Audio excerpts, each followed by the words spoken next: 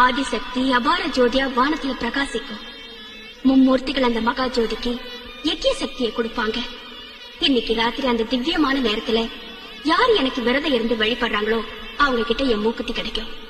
நானே விரதம் இருந்து உன்னை வழிபடுறேன். என்னது? ஸ்ரீசைல பிரம்மராம்பிகா, நீ எனக்கு விரதம் இருக்க போறியா? விரதம் இருந்தா உன் மூக்குத்தி எனக்கு கிடைக்குமே. உன் மூக்குத்தியை நான் போட்டுக்கிட்டேன்னா என் ஸ்ரீசைலத்துக்கு புது சக்தி வந்துடும் இல்லக்கா.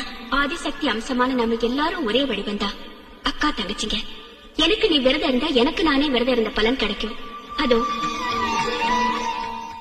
படுத்திட்டு இருக்கிற அந்த குழந்தைகிட்ட இந்த தெய்வத்தோட கதையை சொல்லு. பூசாரி கிட்ட அழைச்சிட்டு போய் பூஜையை நடத்தி வை.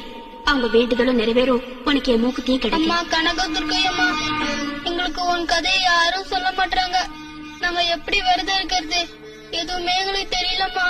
எங்க அம்மா அப்பா என்ன ஆனாங்களோ எங்க முடிப்பு காணிக்கு ஏத்துக்கம்மா. அவங்க 2 பேரையும் பிரிஞ்சு